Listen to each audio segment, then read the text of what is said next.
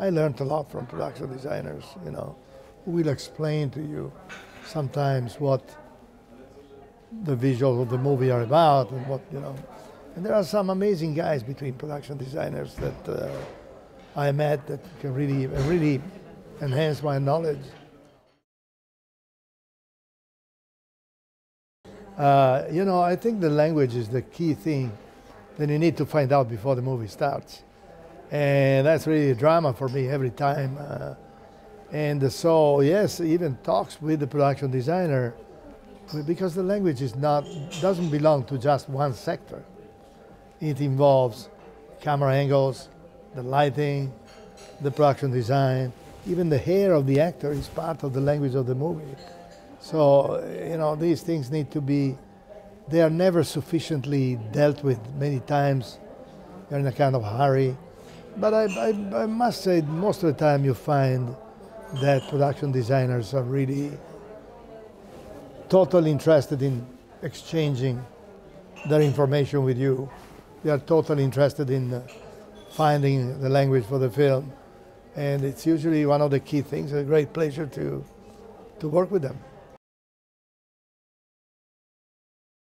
But the thing is, you need to know what's going on. Keep an eye on what the production designer does. And this may happen very simply, either by doing some scout ahead of time or exchanging images.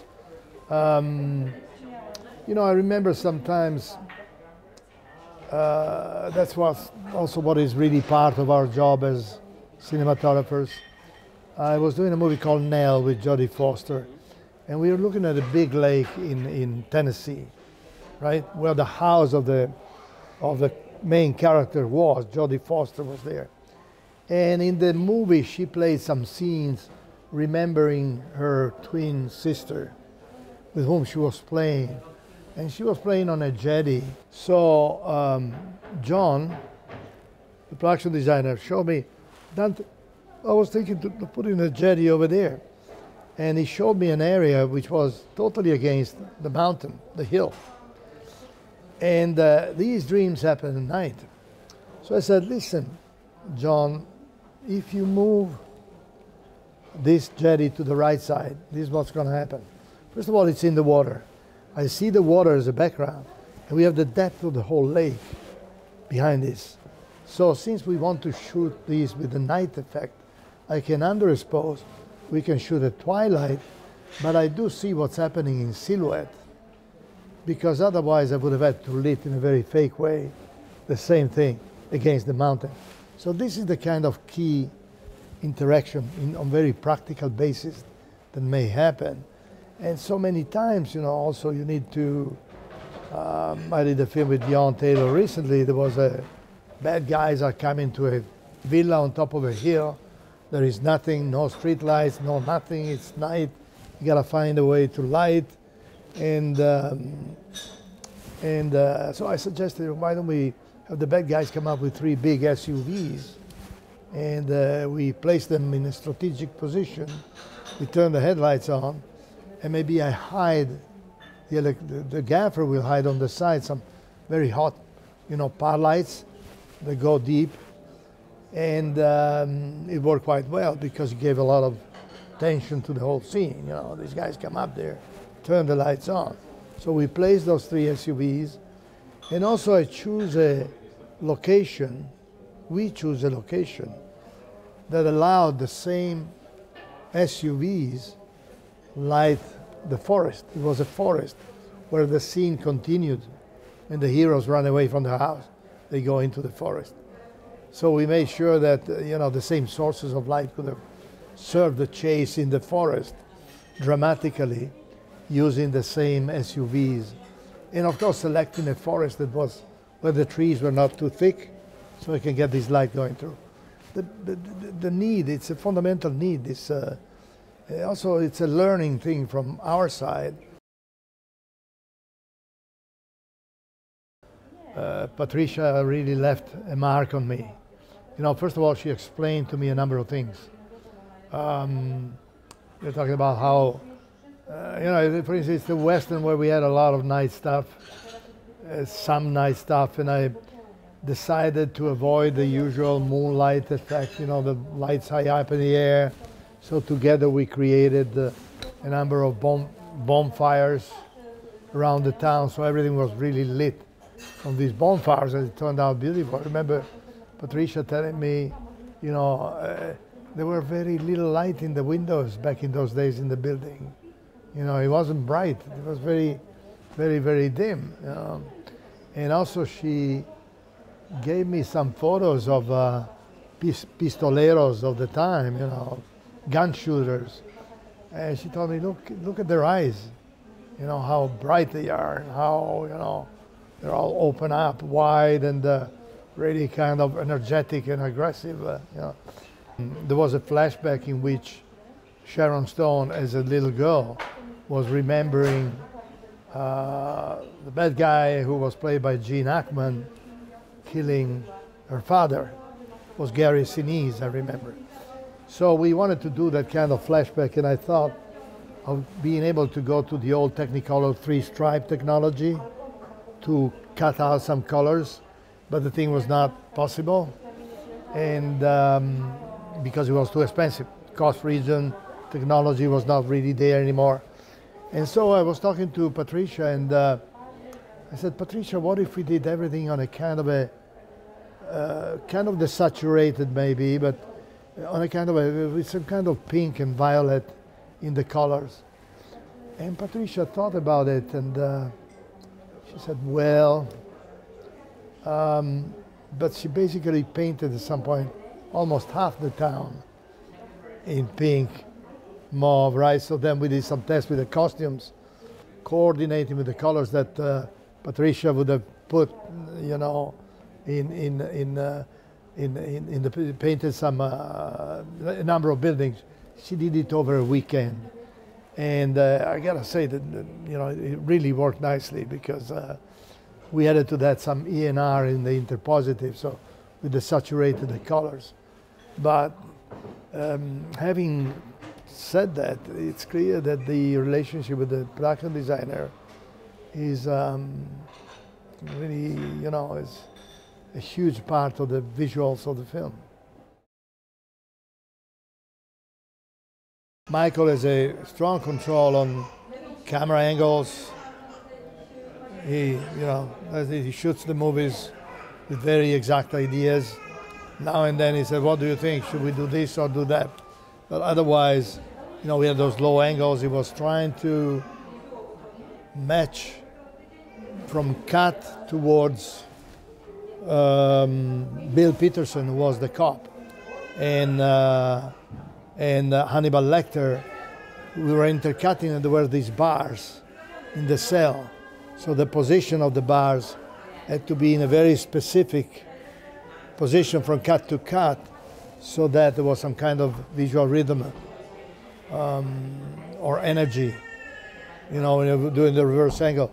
So I can imagine his discussions and talks and instructions to Mel Bourne on how to design that must have been very, very accurate. At the beginning of the movie, Michael showed me another movie that, which was Thief, I think. And he explained to me that for him, the green, and I suggested the green interacting with the black. The green had a very strong upsetting element for him. So we used a lot of green in the whole finale, with the killing of the bad guy.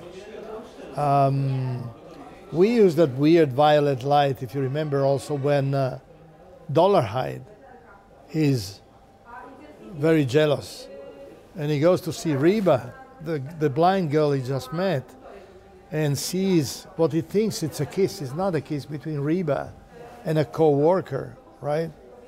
And there's some magenta, lavender light coming out from the window, which is the same color that was in the sink, to give an idea of this distorted vision that Bill Peterson, the cop, I don't remember the name of the cop in the story, or Manhunter right now, but anyway, you know, the cop sees when he sees the cell of, just to give a sense of something really distorted in the mind.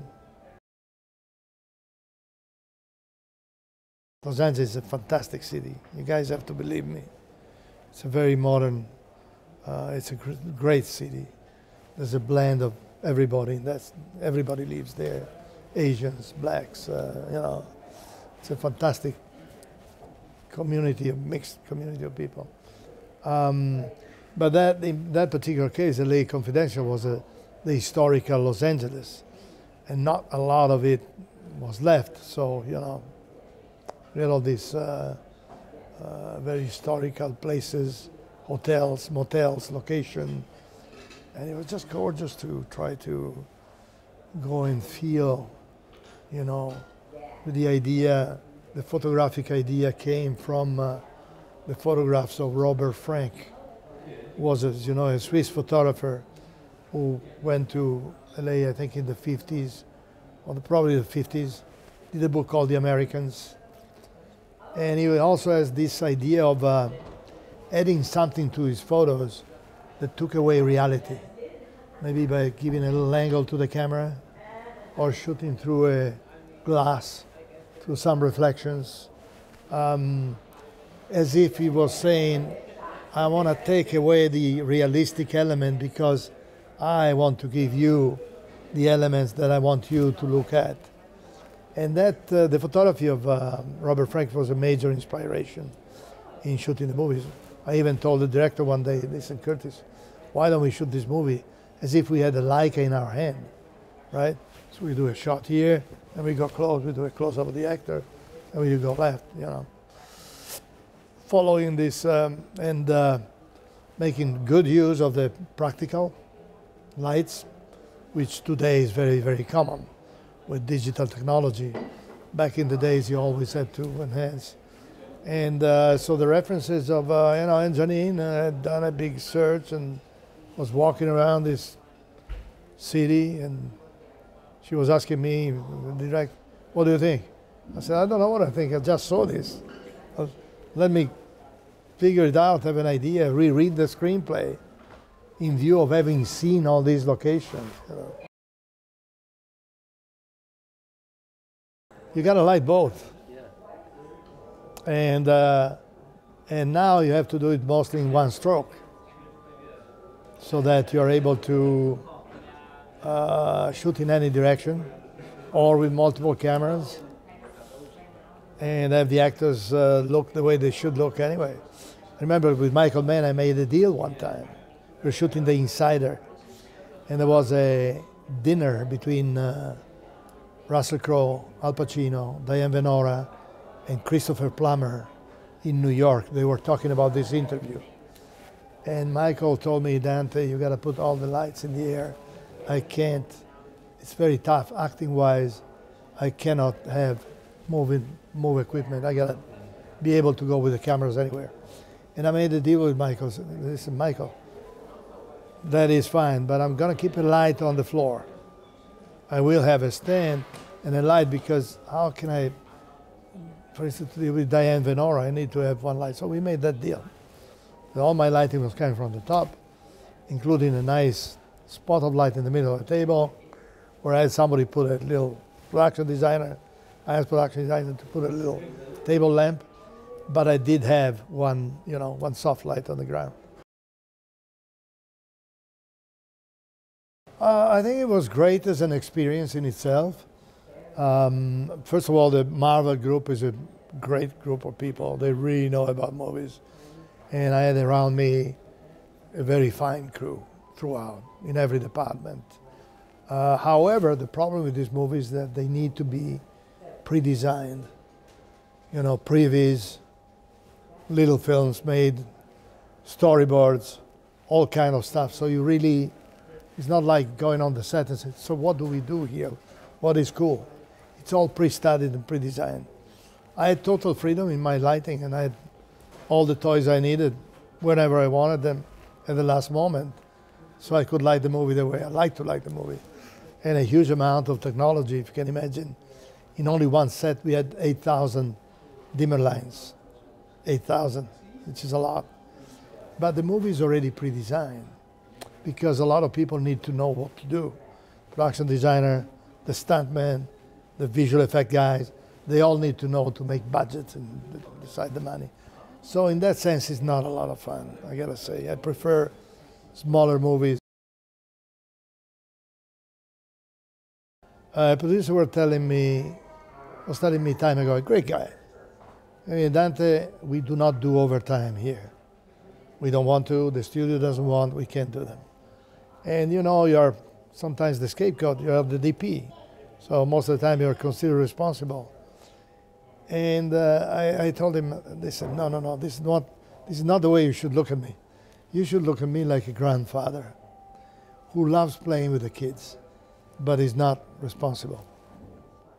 So yeah, there's also this advantage that you do movies because you enjoy doing them, you know, and because in some ways you're allowed to do them the way you like to do them.